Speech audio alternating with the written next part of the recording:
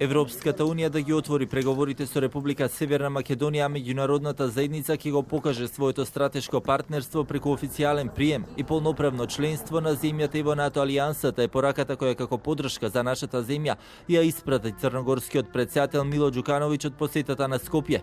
На заедничката пресконференција со домаќинот претседателот Пендаровски едногласно порачаа дека земјата ги исполнила барањата кои требаше да ги испорача, а сега наред е да се испорачаат и резултатите од другата страна. Денес е навистина реално да се очекува Северна Македонија да добие полна сатисфакција пред се низ два потега на меѓународната заедница. Првиот отворање на преговорите со Северна Македонија за членство во Европска унија, што очекуваме, како што кажа и претседателот Пендаровски, да се случи во овој месец, и вториот потег е скорешно формализирање на членството во НАТО. Во предворието на Советот на Европската унија, кога очите на домашната јавност се вперени во тоа дали кон средината на октомври земјата ќе добие датум за старт на преговорите.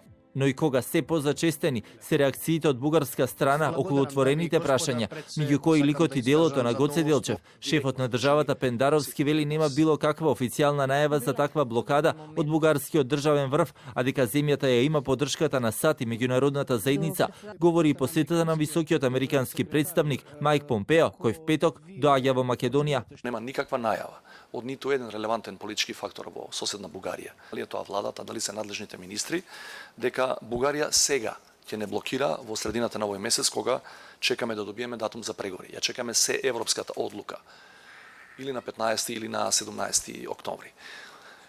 Како понатаму, не само Бугарија, туку можеби и Грција во однос на имплементацијата понатамошна на Преспанскиот договор ќе се однесува во тој многу долг процес, за жал многу долг процес, која држава како ќе се однесува, вклучително и нашите директни соседи, допрва ќе видиме. За прв пат на заедничката пресконференција на ниво на шефови на држави, пораките кои ги испратија и двајцата претседатели беа пренесувани преку знаковен јазик. Ова е јазикот кој, како што рече претседателот Пендаровски, претендира да стане и официјален.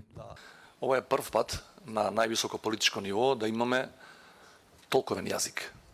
Значи, ова би сакал да стане пракса во целата наша земја, затоа што постои категорија на граѓани кои се еднакви со сите нас и кои мора да бидат запознаени со тоа што се случува и што ние зборуваме, објаснуваме и делуваме. Посетата на Ѓукановиќ во Скопје се случува во период кога земјата е дел од агендата на голем број високи представници и гости од јавниот и политичкиот живот.